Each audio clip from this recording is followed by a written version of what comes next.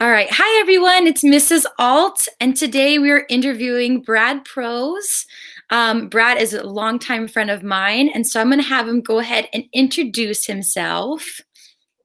Hi, everybody. I'm Brad Prose. I've known Bree for a long time, since she was, I don't know, 13, 14, somewhere around in there. Yeah. I met her at church a long time ago.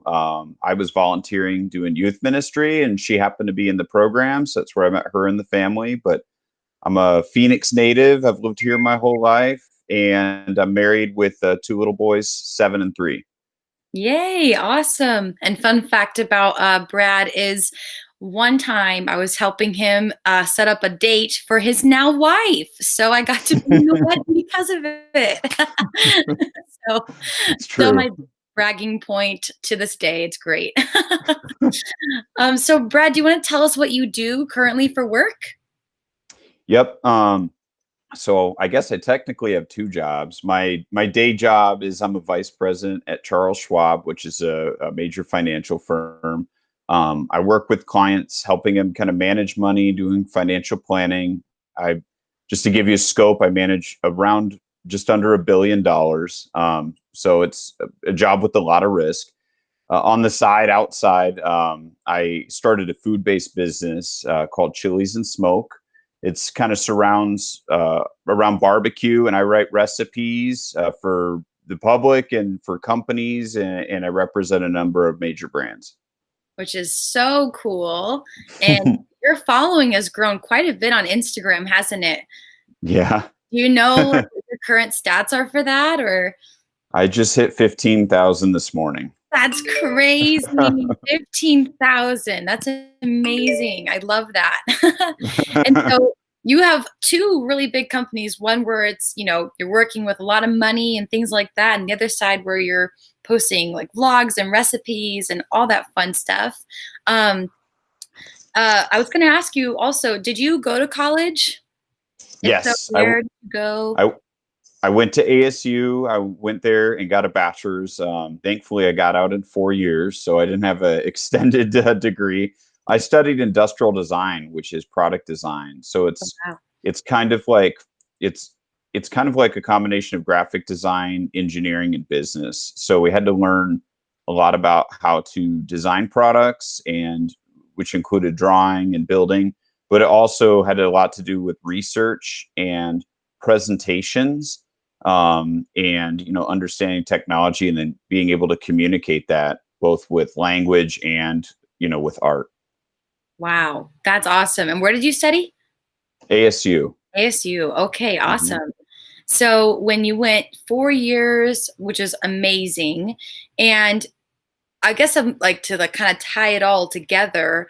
How do you see ELA or like skills from English language arts like in your job, like past, present, you know, with your experience in your field and your jobs and stuff? So I would go as far to say every single job I've ever had, including internships and full-time jobs, have it revolved around ELA. From writing resumes, which is obviously the first biggest key, being able to communicate yourself in interviews, communicate with business partners, presenting your work to clients, to coworkers. I've interviewed candidates. That's really important. And most jobs involve some form of sales if you're kind of taking more of a traditional route. So being able to get over your call reluctance, and send emails, letters, phone calls, all of that when you're calling prospects. All of that has to do with ELA. Wow. Yeah. That sounds hard. Do you use like any like specific skill for, I guess we'll just focus on one thing that you said. When you're writing resumes and stuff, how often do you use like outside tools like Grammarly, or how much of it is like stuff that is ingrained in you just from your studies as a student and things like that? It's come out of a combination of practice, mentorship, and being a student. So you learn things along the way, and people recognize that when you're younger, writing early resumes too. They don't expect you to have top level ways, but For me, it's having as few pronouns as possible. So you don't talk about I and me and say, I did this, this is about me. You want to have resumes be action oriented. So talk about, key elements and verbs and adjectives that have to do with the job, and make it sound, exciting but relevant. Yeah. But the biggest key is look at the job description that's out there that you're writing a resume for, and use those keywords in your resume. So if they're saying if they're looking for somebody that's passionate or somebody that's qualified or determined, take all of those words and plug it into your resume, and that way that it'll resonate quite a bit with the people that wrote it. Yeah, that's great advice. I love that. And for when you're like writing recipes and stuff, like, or for the business or your side hustle, I guess, what are some skills that like you do? Like, do you personally write all the blogs? Yeah, I do all of it. So a lot of that just comes down to reading and research, because I have, I don't know, 60, 70 cookbooks around here, and I've read hundreds of recipes. And I've picked up on certain styles that kind of, align with the language that I communicate verbally and written. And I've kind of translated that into my own writing style. But I think it's really important, again, to use fewer pronouns, um, and eliminate words like is. Like if you're saying, this food is delicious, rather than you would want to say something like, um, the delicious food excites me because of these flavors. Mm. It sounds more action oriented rather than just saying that it's like a declarative statement, and it makes it Yeah. for a better way to read. And you pick up on that though by reading. So it's not something that you can just sit down and start doing. You learn how to be better by reading a lot more. Totally. And that's a great point because I was going to ask you about your reading and like your research behind doing your side hustle. Could you actually explain to us like how that came to be and how you turned an interest of yours into your side hustle? Yeah.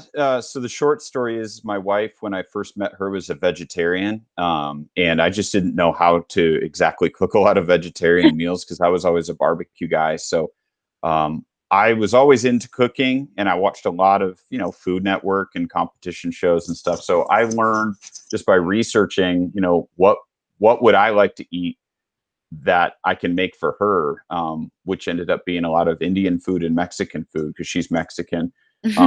And through that, we got married, had kids, and one of my kids in particular has food allergies. So again, I had to do a lot of research and study on how to make the food that we started eating, surrounding that too. Mhm. And eventually I just got more creative. But I mean, this is a, 8-year process of starting from, when we got married to where I'm at today. So it wasn't something that happened quick, but that's really where I found my language, and got to where I am now. My wife was the one who encouraged me 3 years ago just to document everything I'm doing. Yeah. Um, but through that process, before I even realized I wanted to put it on social media and stuff, I mean, I had the cookbooks, I had, the notes and the research. I just was excited about doing it. Yeah, that's incredible. And so how did you, I mean, when you're proofreading your work before you publish it and things like that, did you just like put it on a website? Like what was your like footsteps to your digital footprint that you have now? Yeah, I put it on a website, and I would ask some people in particular to kind of proofread or read through that don't know much about cooking. Obviously, my wife and family.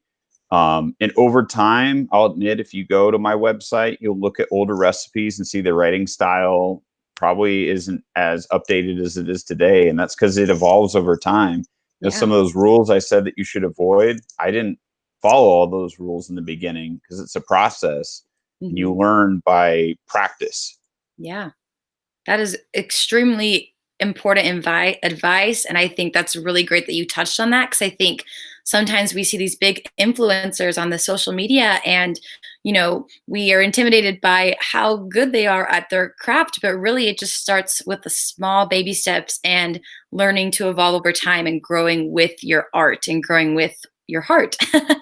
So that's awesome that like you're able to do that and practice that to be like who you are on social media and just as a person today. How would you say when you're doing that, like have, because I know that you were interviewed, weren't you, by correct me, I forget who it was by. It was, Kelly and Ryan. yeah, how was that? Yeah, Tell us the experience of that. that was crazy. So they reached out to me, network TV show probably in April earlier this year, and asked me if I wanted to be on their grilling segment for the summer. And So cool. that for me that meant I'd cook a recipe that I made live, which was really cool. And it happened to be a recipe I made almost exactly a year ago, and it was published in a couple magazines as well, one locally and one nationally. So they liked that recipe and they wanted me to go on TV. And um, it was really fast process. They called me on a Tuesday afternoon and asked me if I'd film on Thursday morning. Whoa. So I had to call into work and go to the store and get all my technology set up. It was lightning fast. There's no prep time. Oh Um, man. so we made it work, but again, the biggest thing with them and being able to be successful on TV was practice. Yeah. For me, public speaking, it started from back when I used to even do ministry in youth ministry and do my little sermons here and there, play in the Yeah. band. Just being up on stage and getting through that stage fright. It's just all about practice. And you mentioned one thing was just like comparing yourself to other people out there. I Yeah. always tell people that ask me questions about that, you shouldn't measure your own value with somebody else's tape. Yeah. And because everybody's got their own path, and some people are more natural at skills. Those people are really good at writing, they're not always the greatest at cooking. Or the people that are really good at cooking can't take good photos, or they don't know how to do the technology. So everybody's got their own path to kind of get to where they are. It's important to spend that time to find out who you are and kind of develop yourself. Yeah, I love that. And that's such great advice. I'm going to put that in quotes on the screen. You can't measure, say that one more time for me. You can't measure, Can't measure your own value with someone else's tape. love that. That is amazing. And that's your own quote. Love that. So good. Because I think that's so huge. So I guess I'm going to ask you kind of for like a takeaway or like a closing thought for like students, because I heard you saying like doing by practicing, because these students we're talking to today are 11, 12, some of them 13 years old. What advice would you give to these young men and women for pursuing their dreams if they want to be using the critical skills they're learning in ELA right now to be who they want to be in the future? What would you say to them? I think the biggest thing, there's one big thing and one little thing. The big thing is I think the difference between an everyday person and a leader is the ability to communicate well. And Yeah, not everybody wants to be a leader in what they're doing, and that's okay.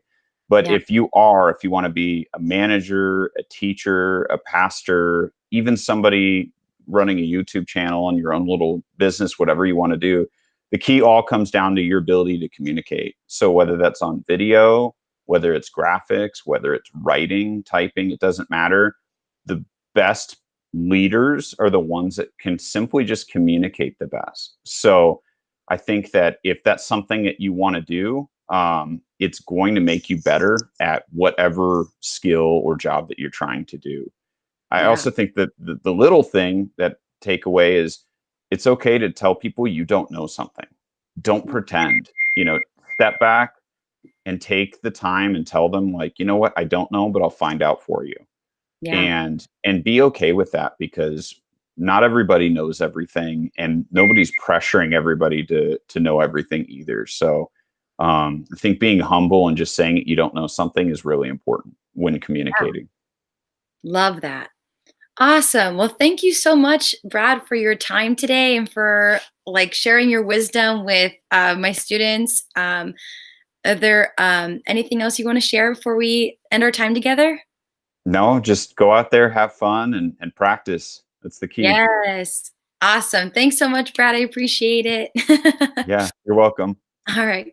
Bye. Bye.